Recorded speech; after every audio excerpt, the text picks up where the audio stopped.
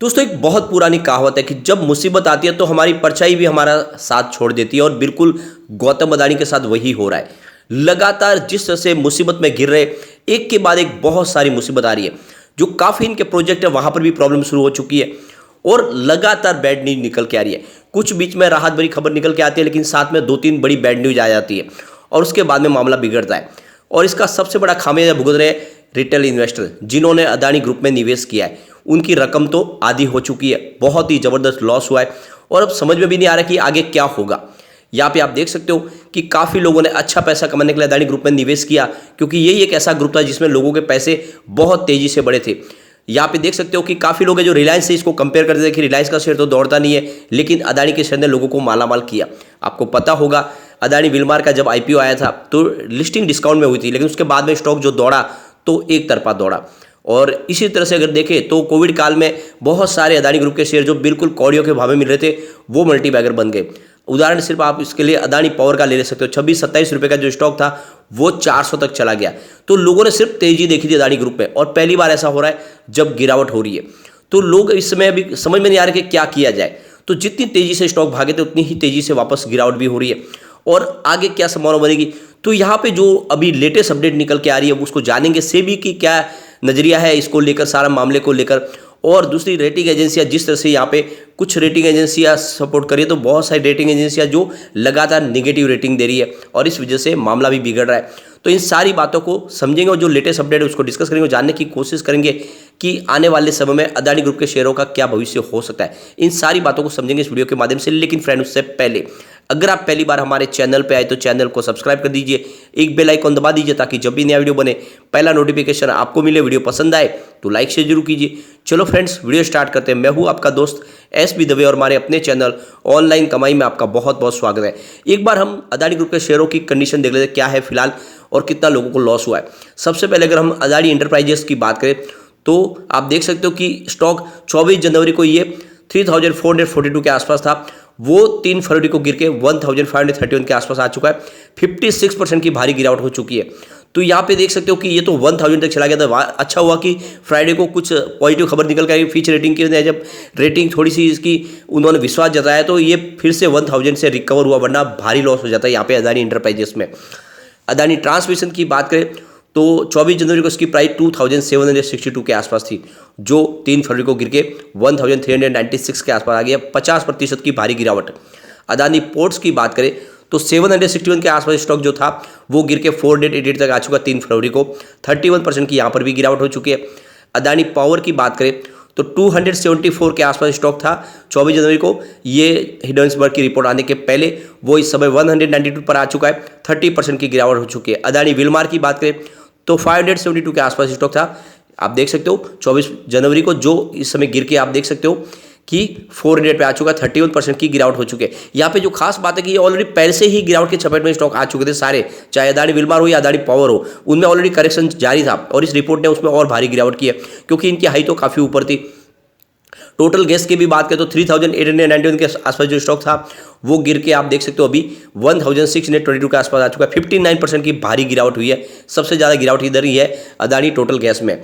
Adani green energy की बात करें तो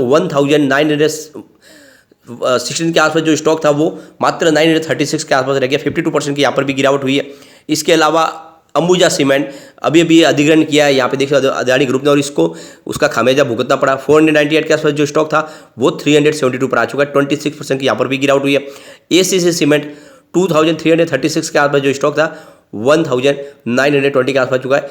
18% की गिरावट, यानी सबसे कम गिरावट आप देखें तो एसीसी सीमेंट को ही हुई है। फिलहाल लॉस कम हुआ है। एनडीटीवी जो अभी भी इन्होंने अधिग्रहण किया इसको 284 के आसपास जो स्टॉक था 213 पर आया। 25% की गिरावट हुई है। तो यहाँ पे देख सकते हो कि लगातार सभी शेयरों में गिरावट हुई है और काफ़ी जबरदस्त लोगों को लॉस हो चुका है। तो यहाँ पे इस मामले पर सेबी का बयान निकल कर आ गया है। सेबी ने कहा है कि पिछले सप्ताह भर से हम देख रहे हैं कि एक समूह के शेयरों में काफ़ी ज़्यादा उठापटक देखने को मिल रही है, काफ़ी ज़बरदस्त गिरावट देखने को मिल रही है, लेकिन हमारी नज़र उसके ऊपर पूरी तरह से है और हम बाजार में किसी भी तरह की कोई प्रॉब्लम होने नहीं देंगे। जो भी इसमें कहीं पर भी कुछ कमी होगी उसके ऊपर नज़र है और जल्दी से उसको ठीक करने की कोशिश की जाएगी और किसी भी तरह से किसी को भी किसी ग्रुप के शेयरों के साथ में खिलवाड़ करने नहीं दिया जाएगा, यानी कोई भी अपने खुद के फायदे के लिए इसमें कुछ भी किसी प्रकार की गलत हरकत करते हुए पाया जाएगा तो उसके ऊपर कार्रवाई होती है। तो सेबी ने कहा है कि हम पूरी तरह से इसके ऊपर ध्यान रखे हुए। सेबी कहती है कि हमारा काम है कि पूरी तरह से पारदर्शी और कुशल तरीके से यहाँ पे काम चलता रहे और किसी भी तरह से मैनिपुलेशन ना हो, और इसका हम खास ध्यान रख रहे हैं। और इसमें भी हम जो भी है पूरी तरह से आगे इसके ऊपर नज़र रखे हुए हैं और इसमें किसी प्रकार की कोई कमी रहेगी नहीं। वैसे भी किसी शेयर में अगर कुछ ज़्यादा अप डाउन देखने को मिलती है तो ऑलरेडी वहाँ पे हम अपने सर्विलांस लगा देते हैं और उसके ऊपर अच्छे से मॉनिटरिंग होती है और किसी भी प्रकार की कोई गड़बड़ होती है उसके ऊपर कार्रवाई भी होती है। तो ऑलरेडी यहाँ पे देखें तो इस समय कोई भी प्रॉब्लम वाली बात नहीं है, जो भी है आगे निकल के आएगा, इस समय हम उसके ऊपर नज़र रखे हुए। तो कुल मिला के सेबी ने कहा अभी तक तो फिलहाल इसमें कोई उनको प्रॉब्लम दिखाई नहीं दे रही है, लेकिन जिस तरह से प्राइस गिरी है इसका जो रीज़न असली होगा उसको आगे नज़रों के सामने आ ही जाएगा कि किसने इसमें प्राइस को गिराने में क्या किसका हाथ था। और दूसरी तरफ देखें तो आरबीआई ने भी अपनी तरफ से बयान दे दिया है कि जो बैंकिंग प्रणाली है वो काफ़ी अच्छी है हमारे देश की और सभी अपनी सीमाओं के अंदर ही लोन दिए हुए हैं, किसी के लोन ओवरड्यू नहीं है या किसी ने अपने अधिकारों का इस्तेमाल करके गलत तरीके से लोन नहीं बांटा है, बल्कि आरबीआई की गाइडलाइन के तहत ही लोन बांटा और सारी बैंकें सुरक्षित है। यहाँ पे ये आरबीआई की तरफ से बयान निकल कर आ गया है। अब यहाँ पे इसके बीच में अदानी ग्रुप के लिए बहुत सारी प्रॉब्लम एक साथ में शुरू हो चुके हैं। तो यहाँ पे हिमाचल सरकार की तरफ से भी 2 सीमेंट जो प्लांट है उसकी लीज रद्द करने के संकेत दिए जा रहे हैं। गौतम अदानी के जो 2 प्लांट है सीमेंट के और काफ़ी समय से वो बंद है, इसमें देख सकते 2 सीमेंट प्लांट और ट्रक ऑपरेटर के बीच में वहाँ पे विवाद चल रहा है। और ये जो है यहाँ पे सोलन जिला के तरफ है और एक बिलासपुर में 2 सीमेंट प्लांट है जो 52 दिन से बंद पड़े हैं और उस पर कामकाज नहीं चल रहा है और उसके पीछे वजह जो है वो ट्रक ऑपरेटर है। सबसे बड़ी बात है कि जो ट्रक ऑपरेटर वो भी मानने को तैयार नहीं, वो अपने जो माल बड़ा है उनका वो कम करने को तैयार नहीं और इस प्राइस पे सीमेंट का कारोबार करने को गौतम अदानी तैयार नहीं है।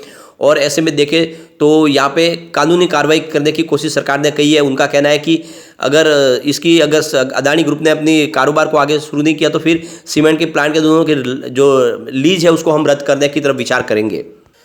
साथ में उनका कहना है कि जो जमीन दी गई है उसकी जांच की जाएगी, क्या वो पूरी तरह से नियम कायदों के साथ में दी गई है, राज्य में 118 की अनुमति के द्वारा ये जमीन ली गई है या फिर अवैध खनन हो रहा है, इसकी भी जांच की जाएगी। और लगातार जिस तरह से विपक्ष यहाँ पे मुद्दा उठा रहे हैं और कह रहे हैं कि इसमें कुछ जांच होनी चाहिए, जेपीसी लानी चाहिए, तो यहाँ पे देख सकते हो कि इसके लिए वित्त मंत्री और वित्त सचिव की तरफ से भी बयान निकल कर आया है। उनका कहना है कि इस मामले में आपको कोई टेंशन लेने की जरूरत नहीं है। हर किसी को कहना है, उनका कहना है कि पूरी तरह से देखें तो ये जो मामला है फिलहाल ये सिर्फ शेयर बाजार के शेयरों के गिरने का ही मामला है और बिजनेस में किसी प्रकार की कोई यहाँ पे गड़बड़ दिखाई नहीं दे रही है। तो आप देख सकते हो कि फाइनेंस मिनिस्टर की तरफ से भी बयान निकला है। इसके अलावा वित्त सचिव टीवी सोमनाथन और दीपम सेक्रेटरी कांत पांडे ने भी बयान दिया है और उनका कहना है कि न एलआईसी के इन्वेस्टर को इसमें डरने की जरूरत है, न एसबीआई में जिसने निवेश किया उनको डरने की जरूरत है, सबके पैसे सुरक्षित है।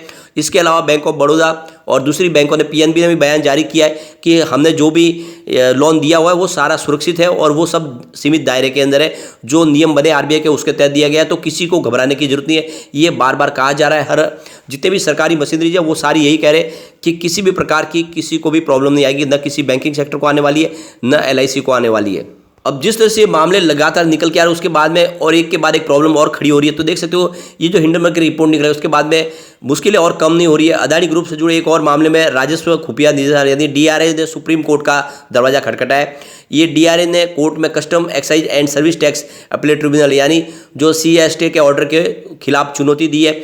और आप देख सकते हो कि ये ट्रिब्यूनल ये ऑर्डर अदानी ग्रुप की 2 कंपनियां जिसमें अदानी पावर महाराष्ट्र और अदानी पावर राजस्थान के पक्ष में जो फैसला दिया है। और इसके बाद में बोले तो ये जो डीआरआई है अपील जो है इन्होंने अब गौतम अदानी ग्रुप के खिलाफ वापस वो सुप्रीम कोर्ट में चले गए क्योंकि जो फैसला आया था अदानी ग्रुप के फेवर में आया था और यहाँ पे डीआरआई अब चले गए सुप्रीम कोर्ट में। तो ये मामला है जो 2014 का है, लेकिन अब फिर से ये इस समय निकल कर आया जब ऑलरेडी अदानी ग्रुप को बहुत सारी प्रॉब्लम है, तब ये पुराना जो मामला है ये इस समय निकल के आ रहा है। इस मामले में देखें तो जो आरोप लगा है जो दोनों अदानी ग्रुप की पावर कंपनी के ऊपर कि उन्होंने बिल को बड़ा चलाकर पेश किया है और साथ में इसीलिए कंपनी को कारण बताओ नोटिस भी जारी किया गया था, लेकिन बाद में ये मामला कोर्ट में गया तो वहाँ पे फैसला अदानी ग्रुप के फेवर में आया, तो इसलिए अब ये मामला पूरा सुप्रीम कोर्ट में गया है।